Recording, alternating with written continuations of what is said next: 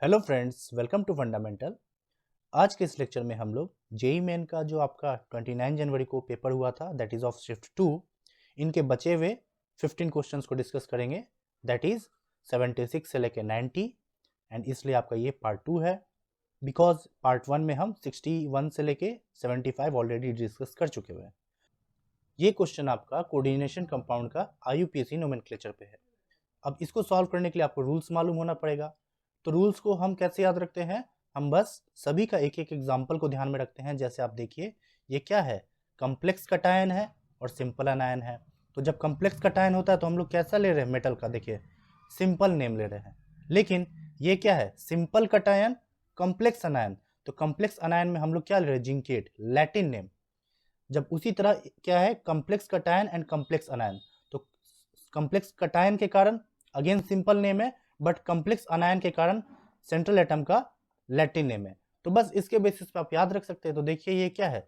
Simple cation, complex अनायन। तो इस हिसाब से मैंगनेट होना चाहिए, मैंगनीज नहीं। तो ये गलत हो गया।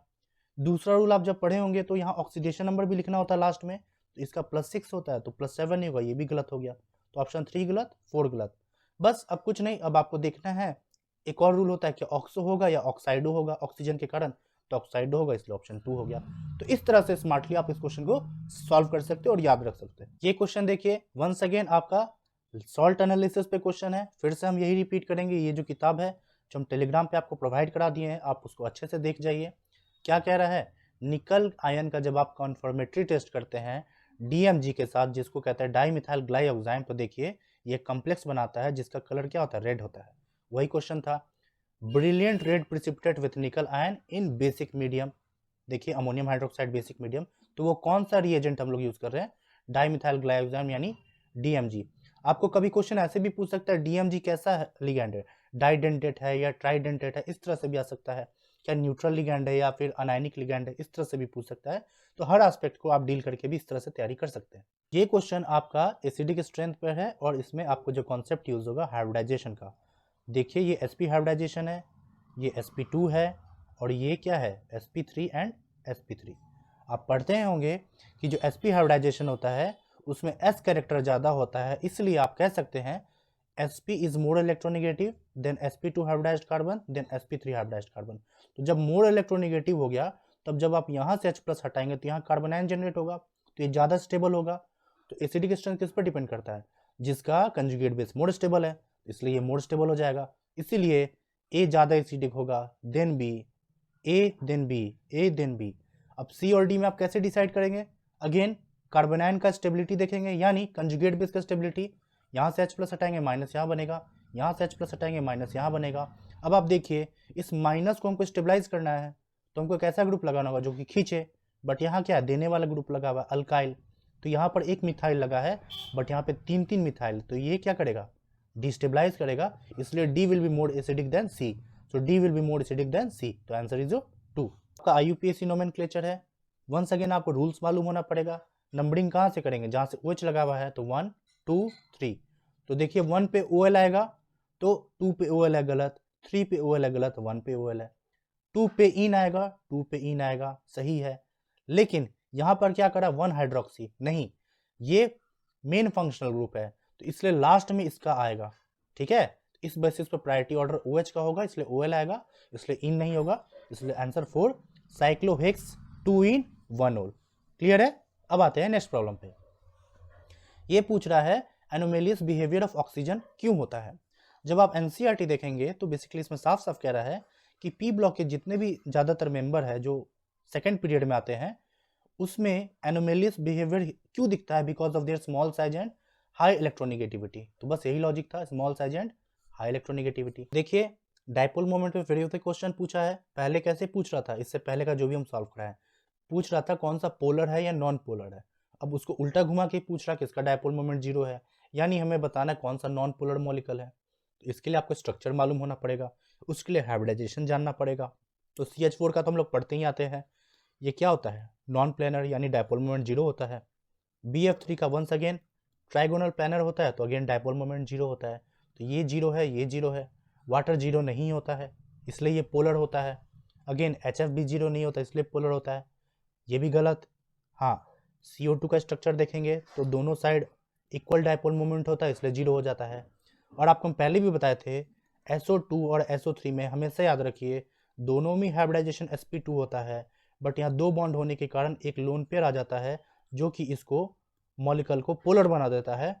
बट यहाँ तीनों ही ऑक्सीजन होता है, कोई भी लोन पेयर नहीं होता, इसलिए ये नॉन पोलर होता है, इसलिए इसका डायपोल मोमेंट 0 और इसका नॉन जीरो। तो देखिए 0 किस किस में मिला, मीथेन, BF3 और CO2, इसलिए इसका आंसर 3 हो गया।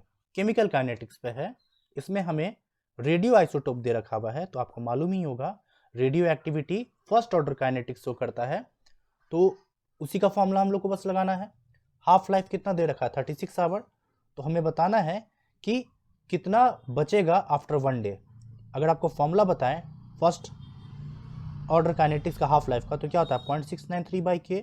तो देखिए कॉन्सेप्ट क्या लगेगा, और हमें क्या बताना है फ्रैक्शन, यानी कितना बच रहा है। तो दूसरा फॉर्मूला क्या होता है K बराबर 2.303/T log A0/AT, हमें यही AT बताना है, ठीक है। तो अब देखिए इसके लिए हमें K का वैल्यू मालूम होना पड़ेगा, तो K का वैल्यू हम लोग यहाँ से निकाल सकते हैं। कैसे निकालेंगे देखिए, लिख सकते हैं K बराबर 0.693/T हाफ, और T हाफ कितना दे रखा 36 आवर, हम लिख देते हैं 36 आवर। इसी को यहाँ सब्सटीट्यूट करेंगे तो देखिए 0.693/36 आवर बराबर 2.303, और कितने दिन बाद कह रहा है, एक दिन के बाद, दैट इज आवर में हम लिखते हैं क्योंकि ये भी आवर में है, तो 24 आवर हो गया log A0/AT। अब इसको सॉल्व कर लीजिए, आवर से आवर कैंसिल, 6 4 जा 24, 6 6 जा 36, 2 2 जा 4, 2 3 जा 6, यानी यहाँ से आपका जो निकल कर आएगा वैल्यू log A0/AT, और पूरे को वैल्यू आपको देखिए 0.693 इंटू 2 डिवाइडेड बाई 3 इंटू 2.303। इसको जब आप सॉल्व करेंगे तो वैल्यू आपका निकल कर आएगा 0.2006। देखिए ट्रिक क्या है, आपको एक्जैक्टली सॉल्व भी नहीं करना पड़ता। अगर आप कॉन्सेप्चुअली अपनी जगह सही है तो आप डायरेक्ट कह सकते हैं ना, बिकॉज वैल्यू तो हमको कह रखा है कि एंटी लॉग का वैल्यू ये है, यानी इसको सॉल्व करने पे यही आएगा।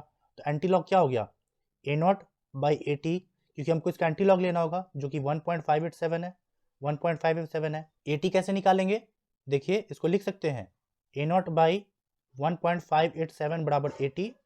तो हम मान लेते हैं इनिशियली इसका अगर 1 होगा तो कुछ नहीं, बिकॉज कुछ दे नहीं रखा, तो 1 मानने में क्या जा रहा है, तो 1/1.587 बराबर AT।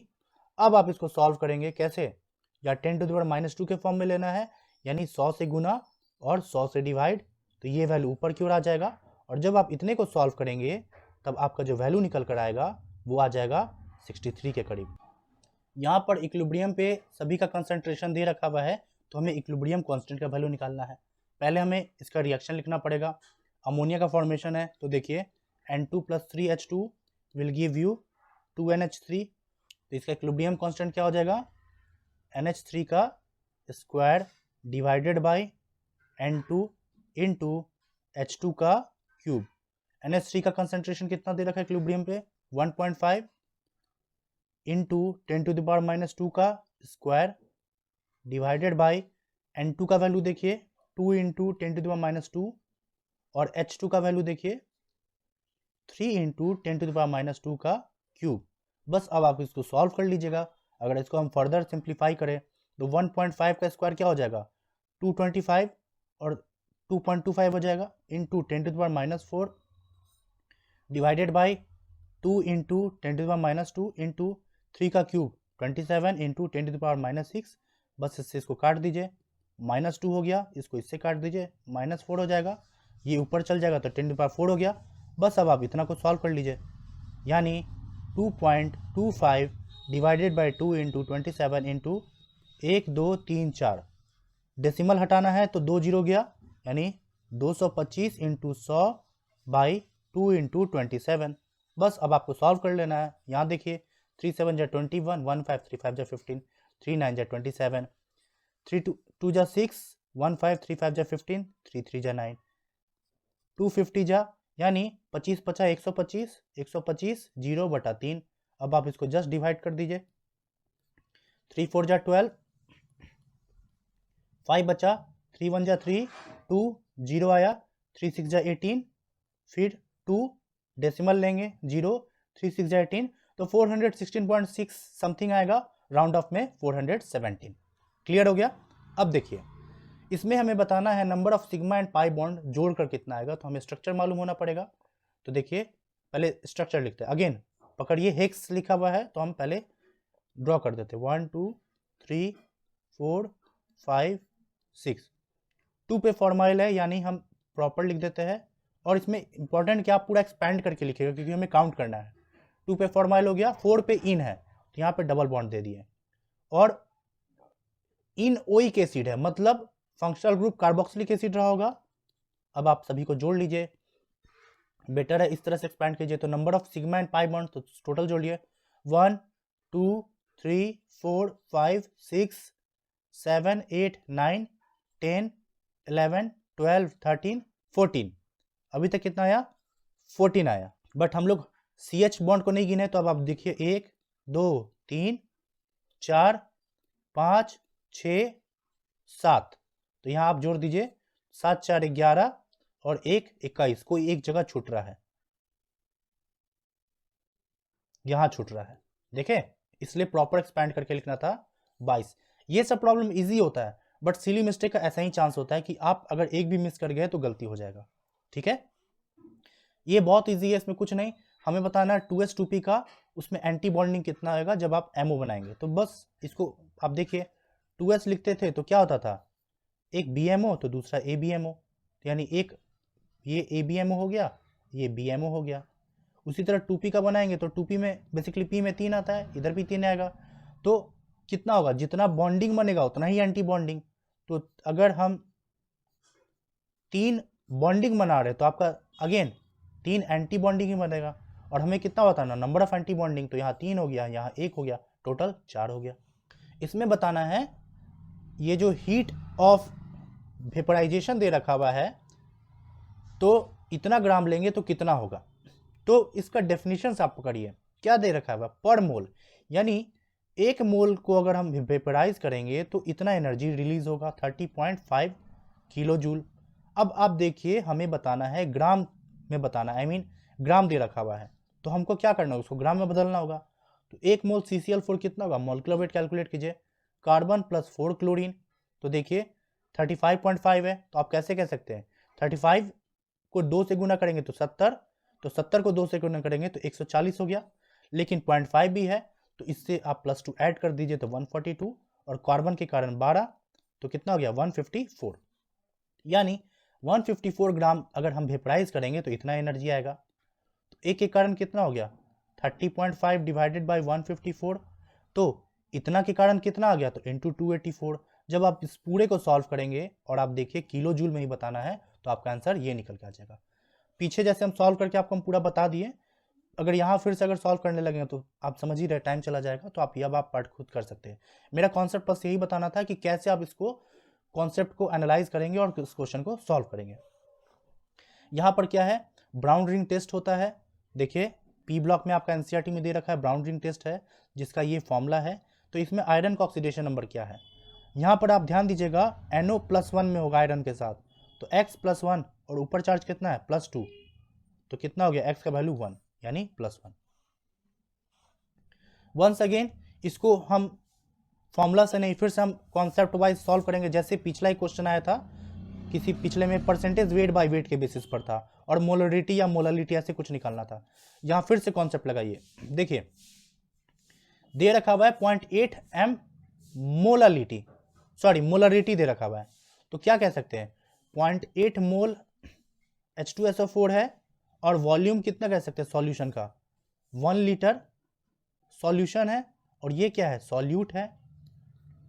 अब देखिए आपको मोलालिटी निकालना है, ठीक है, तो मोलालिटी क्या होता है, मोल्स तो अभी भी लेंगे किसका सॉल्यूट का, लेकिन वेट लेते हैं किसका सॉल्वेंट का, यही सिली मिस्टेक होने का चांस है, बिकॉज हम पहली बार में सॉल्व किए तो हम सॉल्यूशन लेके बना रहे थे, इसलिए मेरा आंसर नहीं आ रहा था, इसलिए साथ साथ हम आपको बताते जा रहे हैं सिली मिस्टेक क्या कर सकते हैं। तो पूरा क्रक्स यही है कि आपको सॉल्वेंट निकालना है कि सॉल्वेंट कितना प्रेजेंट है।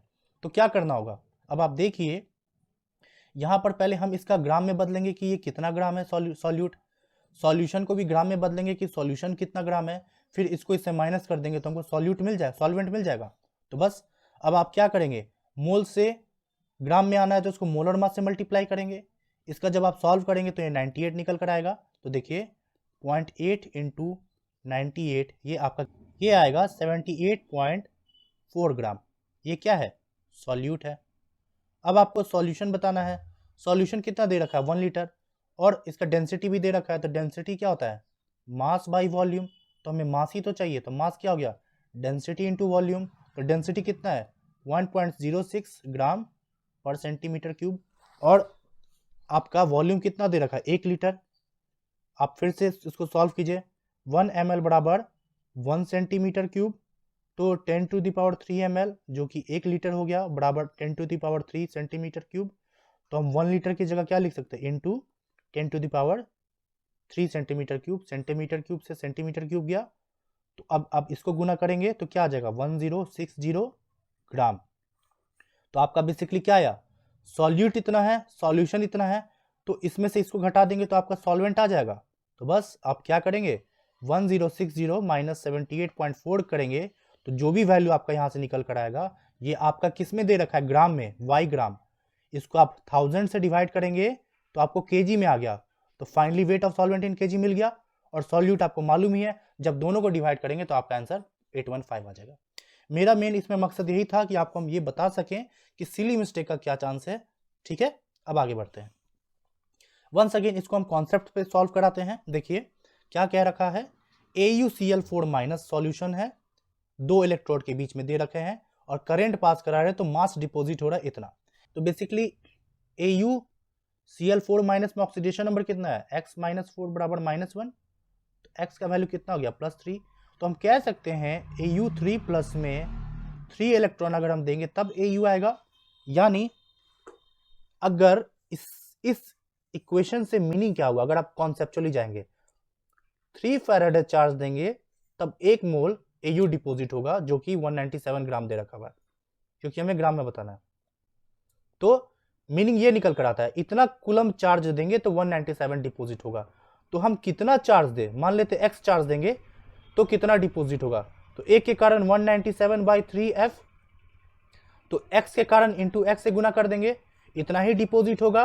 और आपको क्वेश्चन में क्या दे रखा हुआ है कि 10 मिनट तक अगर हम दोहराएंगे तो मास कितना इंक्रीज करा? इतना से इंक्रीज करा है, यानी यही डिपॉजिट हो रहा है, बराबर 1.314 ग्राम।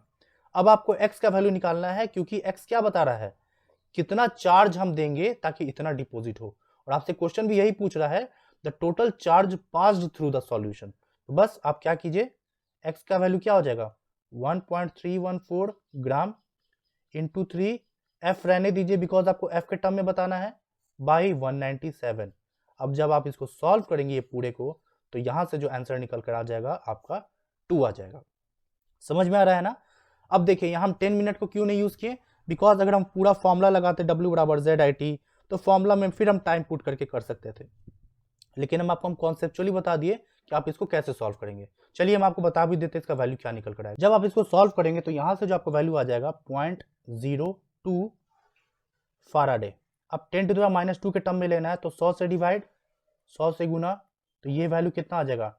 2f, और 100 ऊपर जाएगा तो -2 के फॉर्म में आ जाएगा। क्लियर है? एंड लास्ट क्वेश्चन, फिर से इसको कॉन्सेप्ट के बेसिस पे सॉल्व करते हैं। कह रहा है 50 ml, इसमें आप देखिए क्या करते हैं, कॉन्सेप्ट लगाइए N1V1 बराबर N2V2, जहां N नॉर्मलिटी होता है, V वॉल्यूम होता है, और नॉर्मलिटी क्या होता है? Molarity into N factor. यहाँ पे यही सिली मिस्टेक से बचने का चांस है, बिकॉज अगर आप M1V1 ले लेंगे तो ऑक्जेलिक एसिड का N फैक्टर कितना होगा? 2, बिकॉज ऑक्जेलिक एसिड क्या होता है? COOH, COOH, तो 2H प्लस जाएगा तो 2N फैक्टर हो गया। तो अगर आप सिर्फ M लेते हैं तो N1V1 नहीं लेते तो आपको यहाँ 2 मिस हो जाता है। देखिए हम बता रहे कैसे। ऑक्जेलिक एसिड को हम लिख सकते हैं M1N1V1 बराबर M2N2V2।